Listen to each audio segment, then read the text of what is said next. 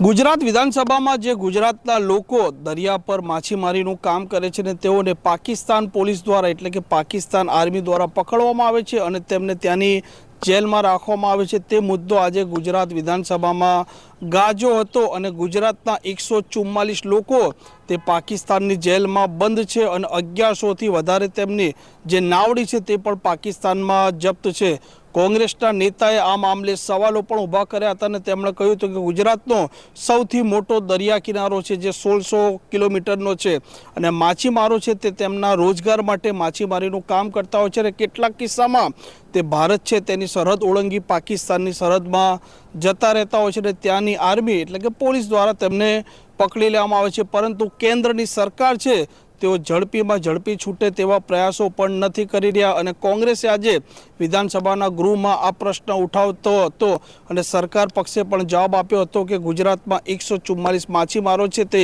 પાકિસ્તાનની જેલમાં બંધ છે, 1100થી વધારે તેમની નાવડીઓ પણ ત્યાં જપ્ત છે। કોંગ્રેસના નેતા અમિત ચાવડાએ આ માછીમારોને સરકાર શું સહાય આપે અને શું પ્રશ્ન હતો તેને લઈને પણ વાત કરી છે।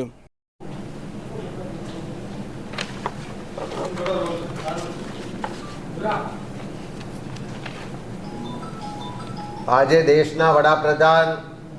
માનનીય નરેન્દ્રભાઈ મોદી જ્યારે ગુજરાતના મુખ્યમંત્રી હતા અને જ્યારે આપણા માછીમારો માછીમારી કરવા માટે દરિયામાં જાય ને ભૂલથી સરહદ ક્રોસ કરી જાય અને પાકિસ્તાનની આર્મી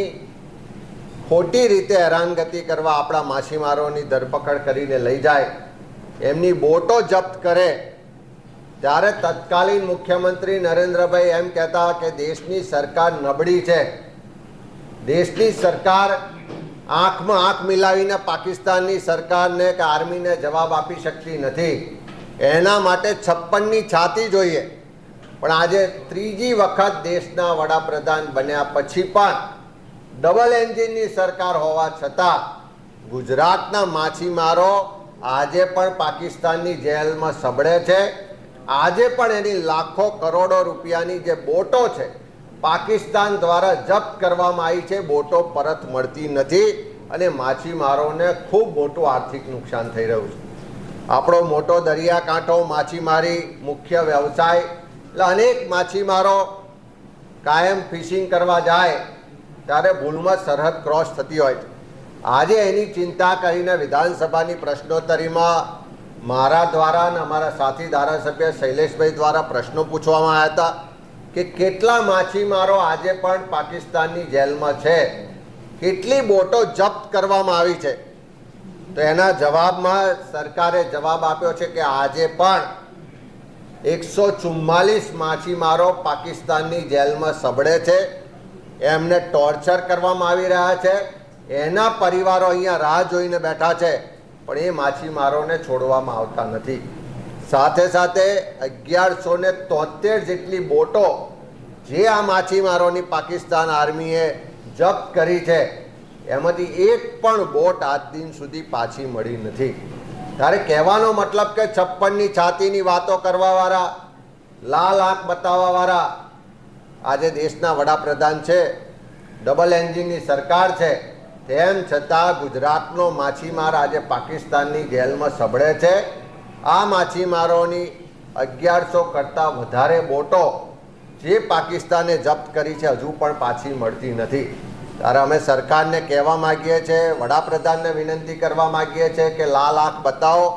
56ની છાતી બતાવો, પાકિસ્તાનને ફરજ પાડો કે આપણા જે માછીમારો જેલમાં સબળે છે બધાને ઝડપથી છોડવામાં આવે અને સાથે સાથે જે બોટો જપ્ત કરવામાં આવી છે એ બોટો પણ પરત સોંપવામાં આવે અને એ બોટોને જો નુકસાન થયું હોય પરત સોંપવામાં ના આવે તો આ માછીમારોનો ધંધો રોજગાર જળવાઈ રહે, પરિવારનું ગુજરાન ચાલે, એટલા માટે બોટો નવી ખરીદવા માટે સરકાર કોઈ સ્પેશિયલ પેકેજ જાહેર કરે એવી માગણી કરીએ છીએ।